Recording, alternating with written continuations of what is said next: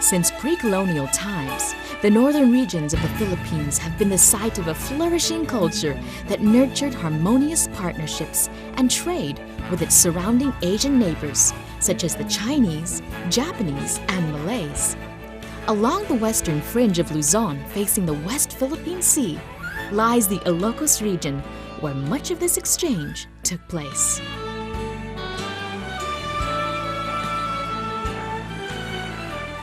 A coastal region bordered by the Cordillera mountain range, inhabitants were referred to as Ilocos, which in the local dialect means lowlander.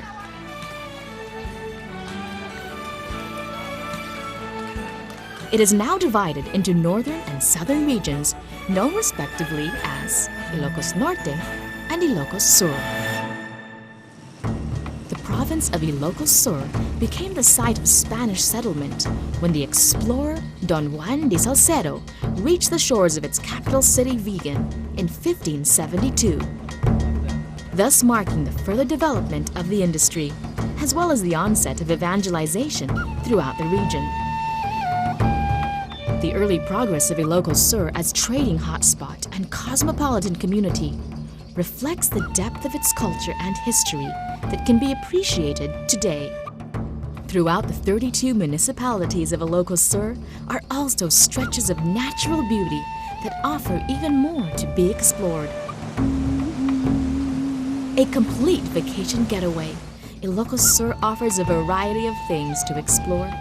Discover architectural wonders, pilgrimage, and healing churches. Enjoy beaches, coves, falls, rivers, and water sports. And explore more of the culture through its historical sites, traditional arts, and museums.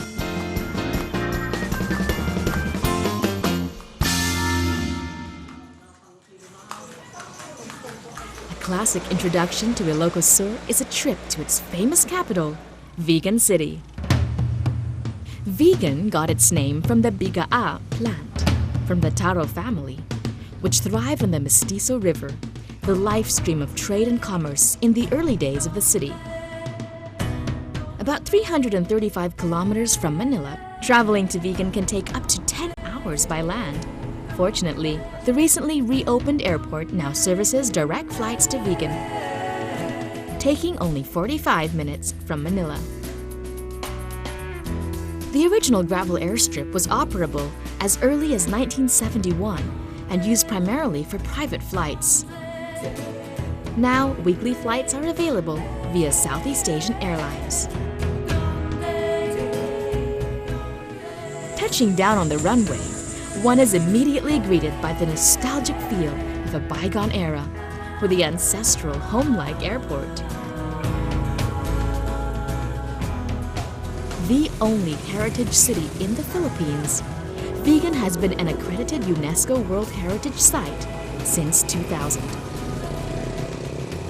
We are very lucky that during the Second World War, the Japanese commander who was in love with a Philippine girl from Vigan and decided to get out of Vigan before the Americans arrived. So that saved Vigan from being bombed. That's why we still have the houses that are very unique. Along Calle Crisologo, one will find the highest concentration of ancestral houses in the Philippines. Many of these are family-owned and have converted the ground floor into shops, showcasing local goods, lining the street with antique furniture, native handicrafts, and quaint cafes. Though evidently stuck in the past, touches of modernity have inevitably cropped up with the opening of the Legacy Super Club, where the younger generation have a chance to enjoy contemporary forms of entertainment. However, even with modern establishments skirting the heritage lane, efforts are being made to continue persevering the ancestral integrity of Vigan. We have to take care of our houses. It's our responsibility. We should also get funds, from international agencies or other governments.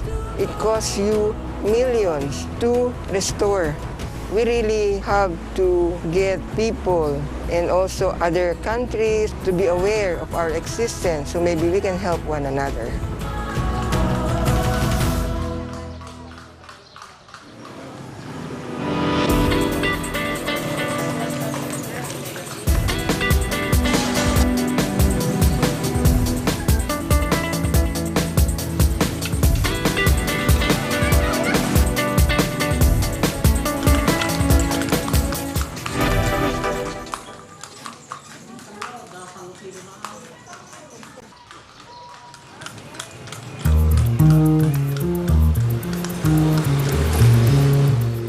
Ancestral homes open their doors for visitors to take a walk through time.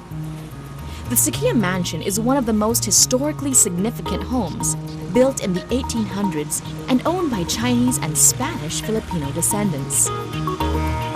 At a time when it was the custom for the bride's family to give a dowry to the groom, the mansion was a gift from the parents of Doña Estefania Anco to Don Gregorio Sukiya, who was a wealthy ship trader during his time.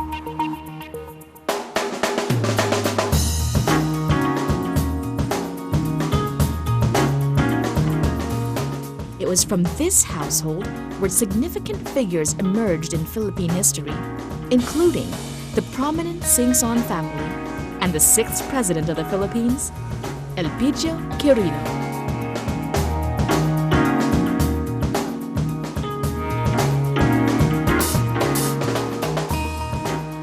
The well-preserved house serves as a museum of collected art pieces and furniture from all over Europe and Asia, with precious pieces such as a golden dragon Ming vase from the Chinese emperor and priceless Juan Luna paintings. The stories behind these memorable pieces are narrated by the loyal caretakers that have tended the house for generations.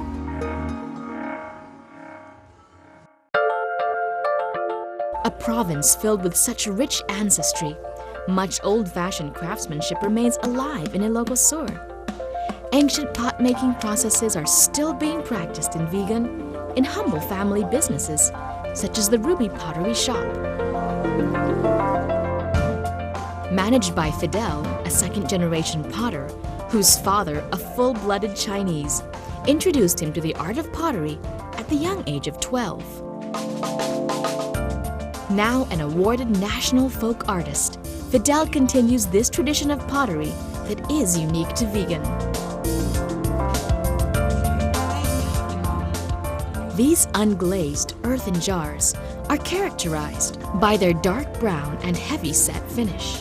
Neighboring towns have tried to imitate it, but none have quite matched the quality produced by Vigan potters.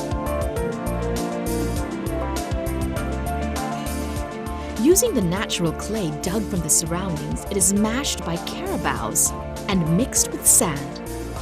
A foot-powered potter's wheel helps the artist mold the form of the vase, a skill that is learned through trial and error. A potter's touch is perfected by feel. After sculpting the jars, they are placed in kilns that reach up to 1,300 degrees Celsius. It is this process of using high-firing kilns that is the key factor in drawing out the distinctive dark color in Vigan jars.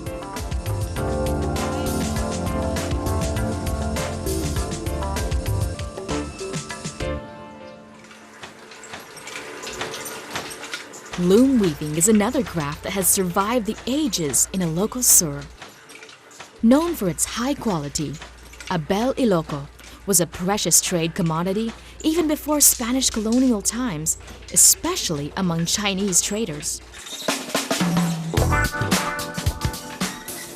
Traded domestically as well as internationally, the thick and durable Ilocano cloths were even comparable to the finest European linens. The same ancient hand-loom techniques are still used today in thriving home businesses such as Christie's Loom Weaving and Souvenir Shop. Using century-old, handmade wooden machines, locally called telar, weavers churn out spools of intricately woven designs. But before reaching this stage, much work goes into preparing the threads to produce the final product.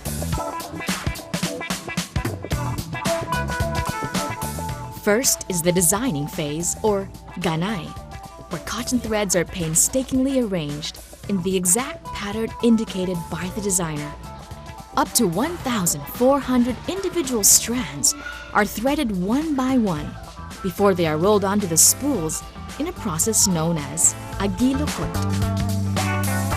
Next is the guron, where the strands are again inserted one by one through the 3 screens in the machine. Finally, after all the meticulous threading, the weaving process can begin, otherwise known as agabal. Weaving requires accurate hand and foot coordination, and what also seems to be a sense of rhythm, to create the even and sturdy material which is used for table runners, placemats, blankets, bags, and clothing.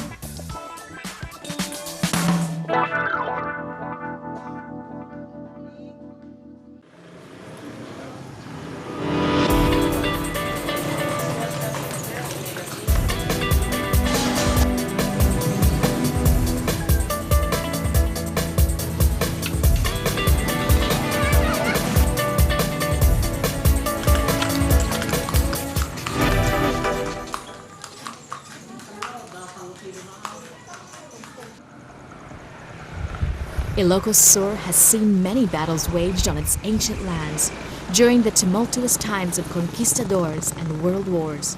Revolution runs through the veins of its people who would fight for their right for freedom and, interestingly enough, wine.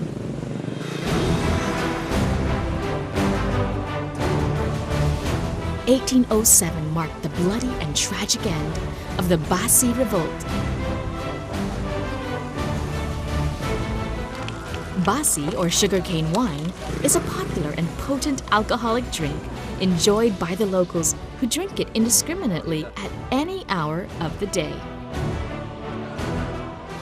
It was only natural that regulating such a staple of daily life would only cause trouble, which proved to be the case when the Spanish colonial government banned the private manufacture of the wine in 1786. Infuriated, wine-loving Ilocanos raised their arms in protest, but were defeated by the superior government forces. Though a short-lived and failed revolt, the fight for Basi was never forgotten, and the wine still embodies a sense of pride and fierceness among the locals. Now, free to brew their own Basi again, many home-based businesses still produce the sugarcane wine the old-fashioned way. A popular label fittingly names their Basi Revolt, in honor of the wine's history.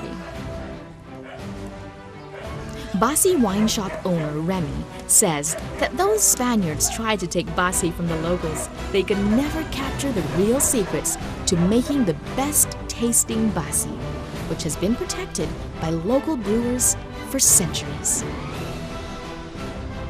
Basi comes in 2 versions, sweet and tannic. Locals prefer to take the wine chilled and before meals, and claim that the drink is good for the heart.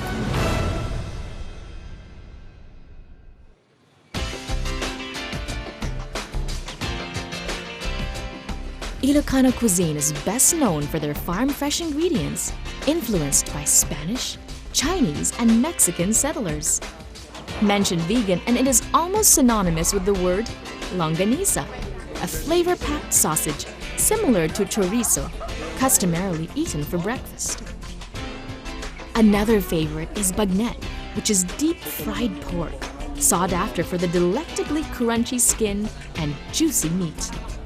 Often eaten alongside these meat dishes is pinakbet, a vegetable stir-fry made with squash, green beans, okra, and eggplant, and flavored with shrimp paste. Empanada is the most popular snack in town.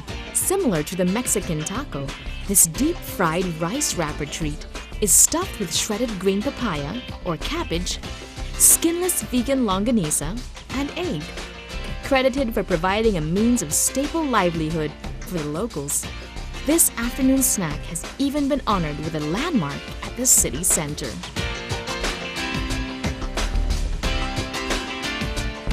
These Ilocano dishes and delicacies can be found at literally every corner of town. But it often takes a little searching to find the best of the best, which is why it is quite appropriate that the Hidden Garden Cafe chose such a name.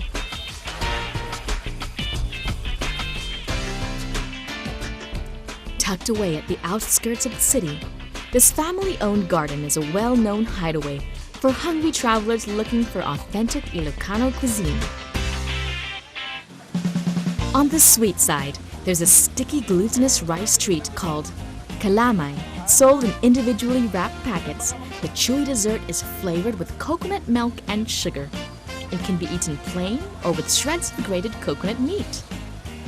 Historically, calamay was used as a friendship offering from the revolutionary Diego Silang, who sought assistance from England. Silang sent gift baskets full of local products, which included calamay. Turns out that sweetness won in the end, as Silang successfully gained the support of British forces. Those with a serious sweet tooth are in luck, as Vegan's first dessert shop just opened on the corner of the Vegan Plaza Hotel. Dulce Lee's offers a range of Filipino and international desserts, with interesting picks such as frozen brazo de Mercedes and Risa's peanut butter cheesecake. With much said about the historical sites around Ilocos Sur, the natural beauties of her land must not be overlooked.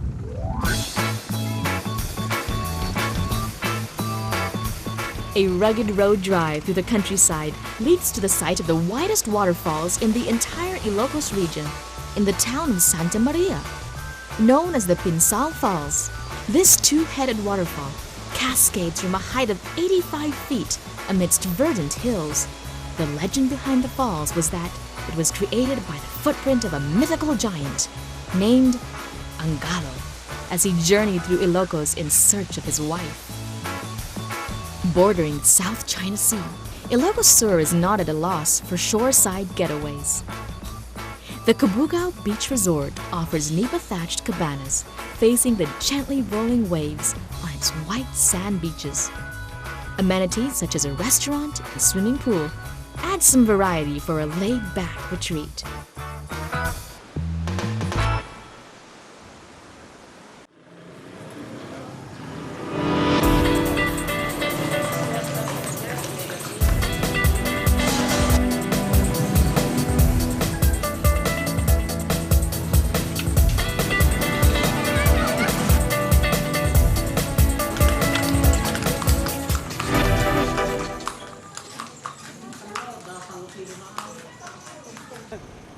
A famous natural beachside wonder is the Biak na Bato, meaning split rock.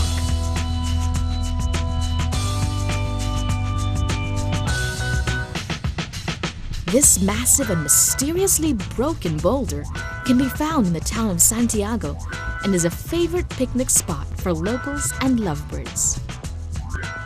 Pockets of paradise are found all over the coasts of Ilocos Sur, such as the golden sanded shores of Santiago Cove. In the town of Narvacan, there lies a cove called Paraiso ni Juan, or Juan's Paradise.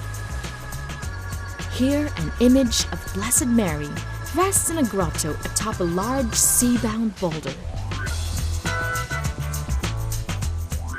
Faithful devotees visit this place of worship when the tides reside, revealing the rocky steps leading to the shrine.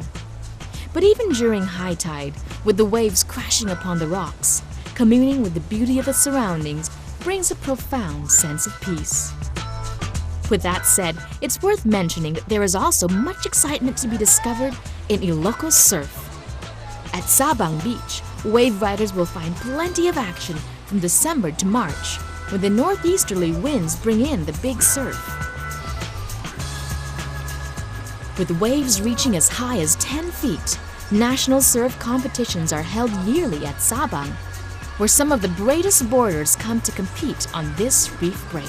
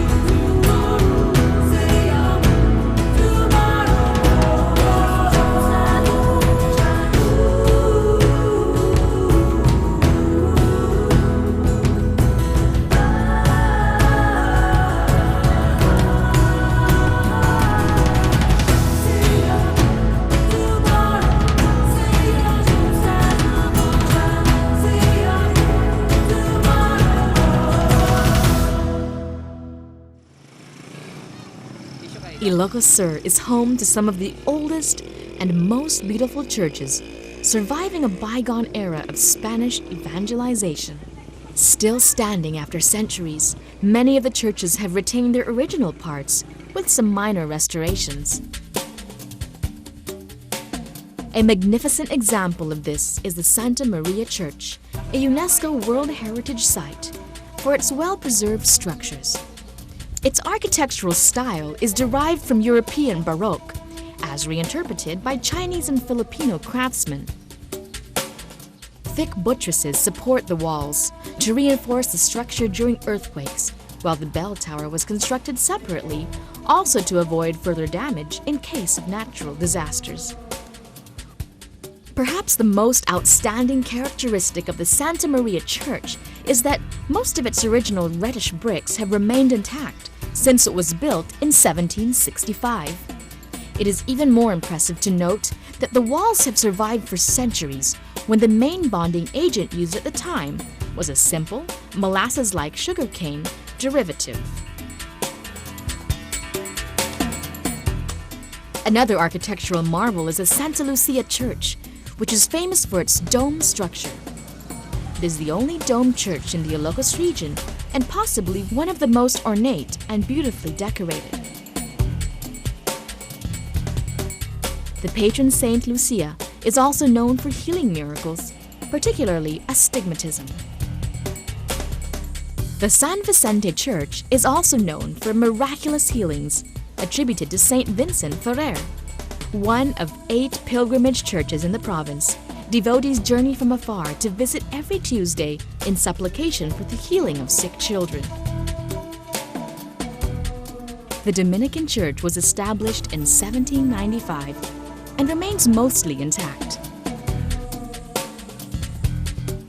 The Baroque Church of St. William the Hermit in Magsingal is known for its ornate wooden altar that has been impeccably preserved through the ages.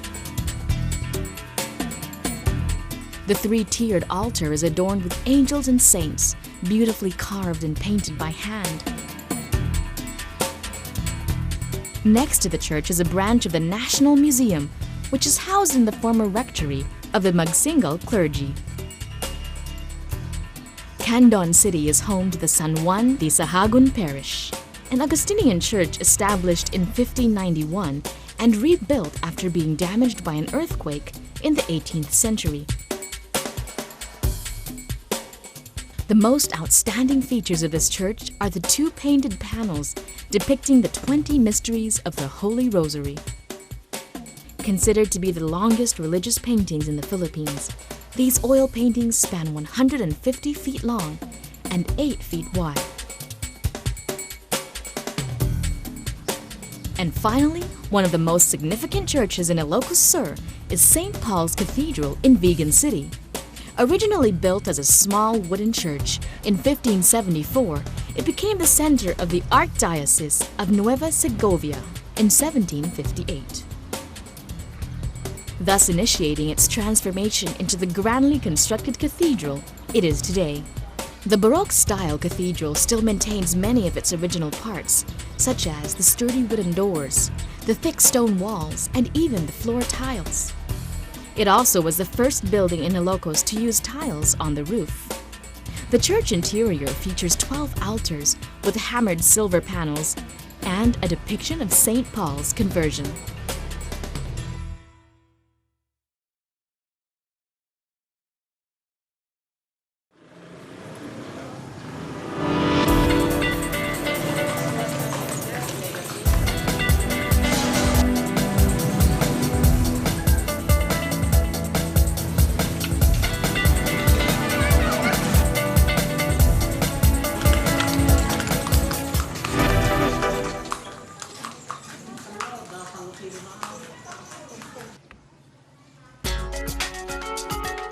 Other remnants left by early conquerors are the sundials, such as the one remaining in the town of Tagudin. Built by Spanish settlers in 1841, this primitive clock still keeps perfect time.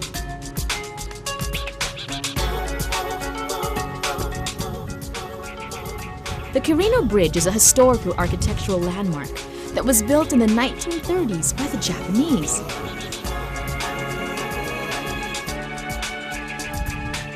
Originally called the Banawang Bridge, the sturdy steel structure connects the 1st and 2nd districts of Ilocos Sur.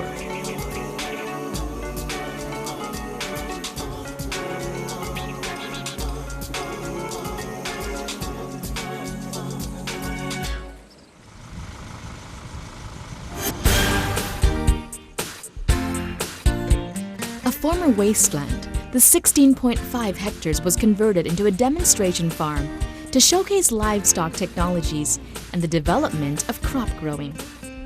The farm provides free services for farmers to help improve local agriculture. Demonstration classes are conducted on-site to educate the farmers, while produce and seedlings are distributed to them to help jumpstart their livelihood. Native livestock are being raised on the farm to help preserve the local breeds, while a few imported breeds of cows, sheep, and chicken are also being bred. Avenues and boulevards carving through the property are lined with rows of fruits and vegetables, such as dragon fruit, papaya, mangoes, and moringa. The farm is run by veterinarians, headed by Cesar Solier, a veterinarian and former regional director of the Department of Agriculture.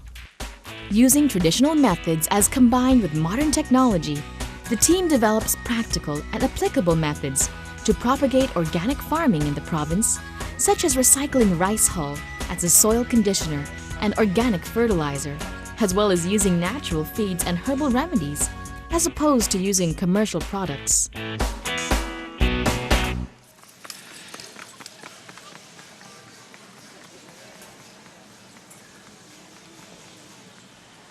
The Boluarte Zoo is a family-friendly destination where animal lovers can interact with the freely roaming animals. Enjoy a pint-sized pony ride around the grassy fields where sheep, camels, and llamas freely graze.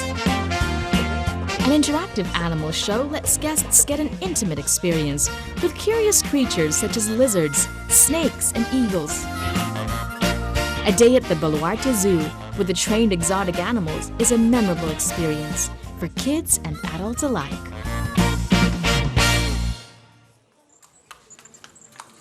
There is a little bit of everything just waiting to be explored and enjoyed in Ilocos Sur. One can seek solitude and respite in soul-stirring sceneries of lush falls, coves and shorelines, subtly adorned with remnants of mysterious relics, or go for a wave-riding adventure.